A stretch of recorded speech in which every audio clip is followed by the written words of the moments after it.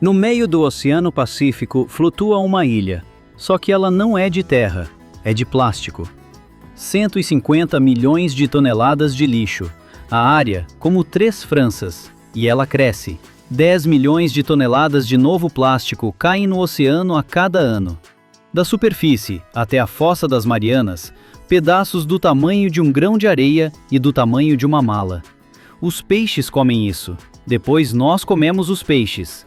Microplásticos já foram encontrados no sangue humano e nos pulmões de bebês. Mas há pessoas que decidiram comer essa ilha, literalmente. Eles construíram um navio que engole o lixo do oceano, e ele funciona. O problema principal, você não pode aspirar o oceano. Sério, estique uma rede, ela vai desacelerar o navio, pegar peixes, destruir o que você quer salvar. É necessária outra abordagem, e alguém a encontrou. A ideia é simples e genial. Deixe o oceano trazer o lixo até você. O sistema é o seguinte: uma enorme barreira em forma de U, com 50 a 100 metros de comprimento, é esticada na água. O material é macio, elástico. Os peixes passam, o plástico não.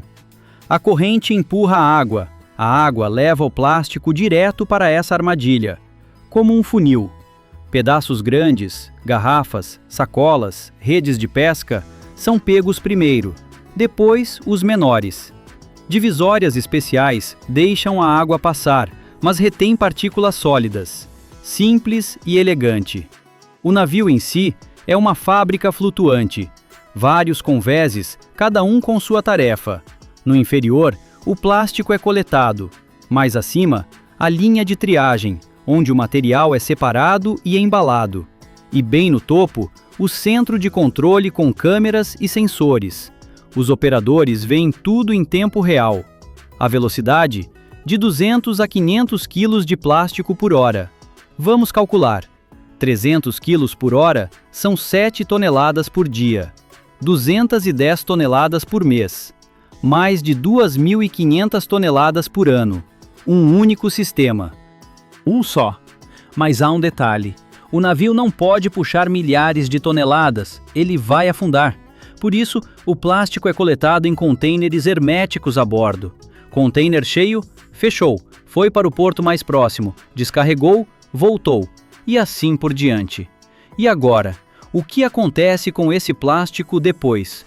Porque simplesmente jogar no forno não vai dar certo. Tudo que foi tirado do oceano já está sujo. Algas, bactérias, lodo, restos de comida. Meses e anos na água salgada fazem o seu trabalho. O primeiro passo, lavar e desinfetar. É lento e caro. Depois, triagem por tipo.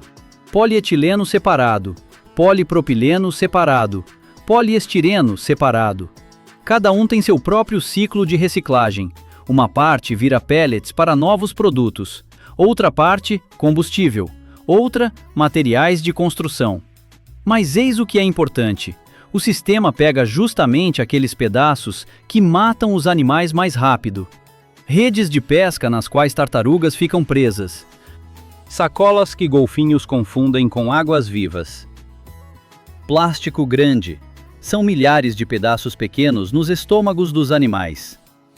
Microplástico nos peixes. Peixe no seu prato. O ciclo do veneno.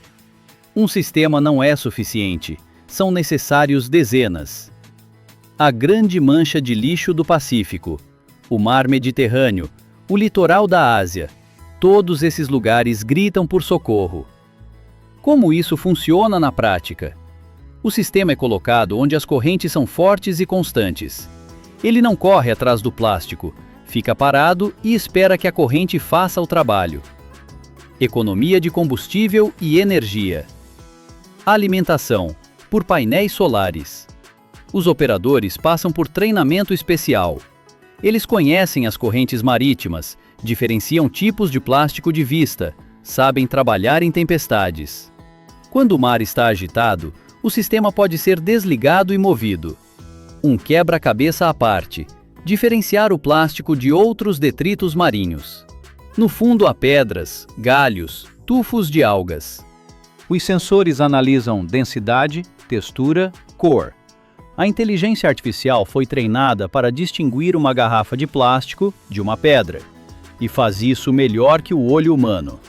Quando o sistema se enche, começa a triagem manual. As pessoas separam o material, removem matéria orgânica, separam os tipos de plástico. Trabalho meticuloso, mas sem ele, a reciclagem não terá qualidade. Quanto custa isso? Um sistema de 5 a 20 milhões de dólares. Caro? Sim, mas calcule de outra forma. Quanto custa um oceano envenenado, animais mortos, microplástico no sangue dos seus filhos? E de repente, 20 milhões parecem uma ninharia. Atualmente, vários desses sistemas estão operando no mundo. O maior, System 03, da organização The Ocean Cleanup. No ano de 2024, ele retirou 11 milhões e meio de quilos de plástico. 11 milhões e meio do oceano. Mas enquanto continuarmos produzindo plástico descartável, essas máquinas são como baldes sob uma cachoeira. A questão não é se a tecnologia funciona. Ela funciona. A questão é se ela vai conseguir nos acompanhar. O gerente do projeto, ao ser questionado se o oceano algum dia será limpo, sorriu. Nunca totalmente, ele diz, mas a cada ano, com cada novo sistema, um pouco mais limpo. E esse é o sentido de tudo. Você assistiu a este vídeo, o que significa que agora também sabe. Inscreva-se se quiser ver mais histórias como essa. Quando olho para este navio, que engole milhões de pedaços de plástico, penso em uma coisa: não na tecnologia. No fato de que alguém decidiu não esperar que o problema se resolvesse sozinho, mas foi lá e começou a resolvê-lo. No meio do oceano, às toneladas, todos os dias.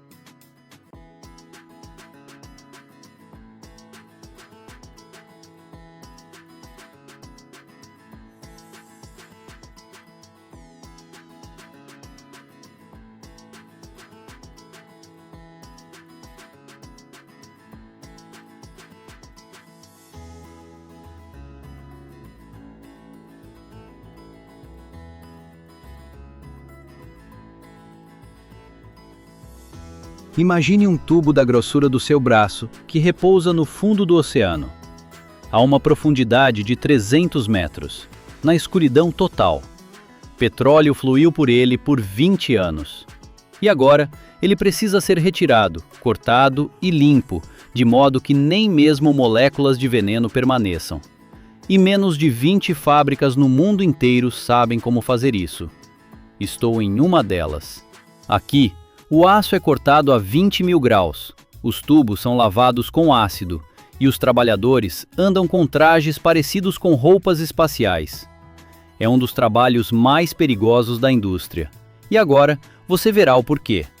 Um gasoduto ou oleoduto submarino é um túnel de aço com até 1 metro de diâmetro que jaz no fundo do oceano a uma profundidade de 200, 300, às vezes 500 metros. Petróleo, gás e líquidos químicos fluíram por ele. O comprimento, de 10 a 40 quilômetros. Alguns ficaram no mar por 20 anos, outros 30. Quando envelhecem, são removidos. Mas retirar uma coisa dessas do fundo não é o mesmo que pescar um peixe. São meses de preparação. Mergulhadores descem ao fundo, tiram fotos do tubo, medem, verificam o estado. Depois, os engenheiros decidem em quais comprimentos cortar. Os pedaços têm 50, 70, às vezes 100 metros de comprimento. Cada pedaço desse pesa de 20 a 40 toneladas.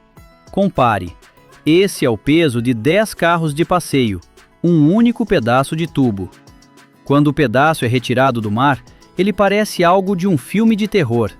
Dentro, água do mar, sedimento espesso, restos de petróleo e produtos químicos que se decompuseram ali por anos.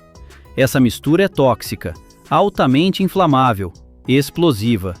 E é exatamente com isso que se deve trabalhar com as próprias mãos. Bem, quase. A limpeza começa em um tanque enorme, um banho especial onde o tubo é colocado. A água é aquecida a 60 ou 70 graus. A água quente dilui a sujeira, o sedimento antigo, tudo que grudou em 20 anos. O tubo fica lá por vários dias. Os trabalhadores de vez em quando o viram, trocam a água. Como deixar de molho uma frigideira com crosta de queimado? Só que a frigideira pesa 30 toneladas e está cheia de veneno. E agora começa a parte de dar arrepios: limpeza mecânica. Mas antes que alguém entre no tubo, ventilação. Ventiladores potentes bombeiam ar através do tubo por vários dias para dissipar gases tóxicos. Depois, sensores verificam o nível de oxigênio e a concentração de gases. Tudo deve ser seguro. Quando dão um sinal verde, escovas mecânicas são inseridas. É uma cabeça rotativa com escovas de arame a uma velocidade de 10.000 rotações por minuto. Imagine uma escova de dentes gigante que raspa a corrosão, o lodo e a sujeira seca das paredes internas. Raspadores, limalha de metal, toda essa sujeira voa para fora em um container de coleta. O som é como o de uma lixadeira em um espaço fechado. Em seguida, limpeza hidroabrasiva. Água sob pressão de 800 a 1000 megapascais bate na superfície interna do tubo. Para você entender, essa pressão pode quebrar concreto hidráulico. Trabalhadores em trajes de proteção ficam perto da bomba, da qual você pode se machucar sem nem tocar, apenas pelo rebote do jato. A água quebra a sujeira insolúvel, os restos do revestimento epóxi, tudo que grudou nas paredes. Mas espere, ainda não é o fim. Se o duto tinha um revestimento interno de epóxi para proteção contra a corrosão, ele também precisa ser removido. E aqui entra o jato de areia. O tubo é colocado em uma câmara especial onde areia fina ou microesferas de vidro voam a uma velocidade de 150 metros por segundo. Isso é mais rápido que o som. Elas arrancam o revestimento camada por camada. Os trabalhadores neste galpão usam trajes que realmente parecem roupas espaciais. O barulho é como o de um motor a jato. Eles se comunicam apenas por rádio. A limpeza abrasiva pode durar horas e, em tubos grandes, dias. Quando a limpeza termina, o tubo passa por um escaneamento de raio-x. A profundidade da corrosão nas paredes é verificada. Se a corrosão for muito profunda, o tubo é descartado para reciclagem de sucata. Se estiver normal, está pronto para o próximo passo. E é aqui que as coisas ficam realmente sérias. O corte. Oleodutos e gasodutos submarinos têm espessura de parede de 9 a 15 milímetros. É aço que passou 20 anos na água do mar. Ficou quebradiço, mas ainda forte. Cortá-lo é um risco. Se o cortador travar, a pressão pode rasgar o tubo. Uma faísca perto de restos de gás, uma explosão. O primeiro método é o oxicorte manual. Um trabalhador segura um maçarico com mistura de oxigênio e acetileno. A temperatura da chama é de 3.000 graus Celsius. Imagine, você está de pé, segurando algo mais quente que lava nas mãos e cortando o aço que pode rachar a qualquer segundo. Um erro, queimadura, ferimento ou pior. Se você tem um trabalho onde fica sentado em uma mesa, escreva "obrigado" nos comentários. Inscreva-se. O segundo método é o corte a plasma. A tocha de plasma cria um arco elétrico com temperatura de 20.000 graus Celsius. 20.000. Para comparar, a superfície do Sol tem 6.000. A tocha corta o aço como uma faca quente na manteiga. Os trabalhadores ficam à distância e a direcionam com um manipulador hidráulico. Faíscas voam em todas as direções, como fogos de artifício. É bonito, mortalmente perigoso. O momento mais assustador é quando o cortador se aproxima das costuras de solda. Nos locais de soldagem, o aço é mais quebradiço e restam tensões da soldagem original. As pessoas mantêm uma distância de vários metros, porque se algo der errado, fragmentos de metal voam na velocidade de uma bala. O tempo de corte depende do diâmetro. Um tubo de meio metro de diâmetro, 2 ou 3 horas. 2 metros. Já são vários dias, porque apenas alguns especialistas no mundo trabalham com essas dimensões. Após o corte, o pedaço é puxado por um guindaste móvel. O peso, até 50 toneladas. A borda cortada é afiada como navalha, queimada e ainda está quente, cerca de 100 graus. Manipuladores especiais levantam cuidadosamente a peça para que não esbarre em outros equipamentos. Depois, esses pedaços vão para o armazém. Uma parte vai para o forno, para refusão em aço novo, e alguns, se a condição permitir, são reaproveitados em novos tubos para outros projetos. Por que menos de 20 fábricas no planeta fazem isso? Os equipamentos custam milhões. Sistemas hidroabrasivos, tochas de plasma, equipamentos de segurança, nenhuma fábrica comum pode pagar por isso. As pessoas são especialistas treinados por anos, há apenas alguns no mundo. O preço? Limpar um único pedaço de tubo com 1 metro de diâmetro e 50 metros de comprimento custa de 10 a 50 mil euros. E o principal, o perigo. Um acidente e a fábrica é fechada para sempre. E, no entanto, essas pessoas descem ao galpão todos os dias, vestem seus trajes espaciais, pegam uma tocha de plasma nas mãos e cortam o que um dia jazia no fundo do oceano. Porque alguém tem que fazer isso. Inscreva-se se quiser ver como funcionam as profissões mais perigosas do planeta.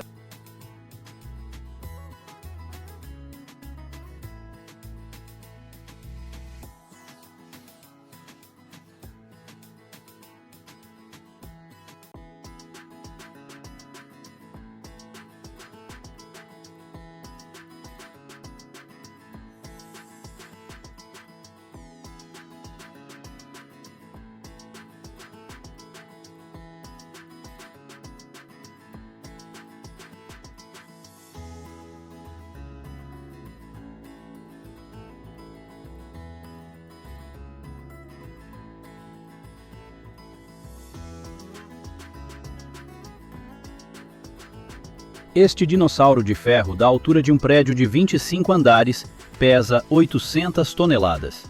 E agora está sendo cortado em pedaços direto no porto. Um corte errado, e ele esmagará metade das docas junto com as pessoas. Tesouras hidráulicas pressionam com a força de milhares de toneladas. Vigas de aço estalam como espaguete seco nas mãos de um estudante faminto. Maçaricos de oxigênio queimam a 3.000 graus. Faíscas voam a 12 metros ao redor. E quanto custa realmente toda essa sucata de metal? O valor em euros vai te impressionar. Mostro no final. Se perder um minuto sequer, não entenderá por que as pessoas lutam até o fim por um único guindaste desses. Acomode-se, vai ser muito quente. A reciclagem de grandes estruturas metálicas não começa com o corte, mas com papéis e cálculos muito precisos. Um carregador portuário é uma máquina de ferro com 80 metros de altura, que pesa cerca de 800 toneladas.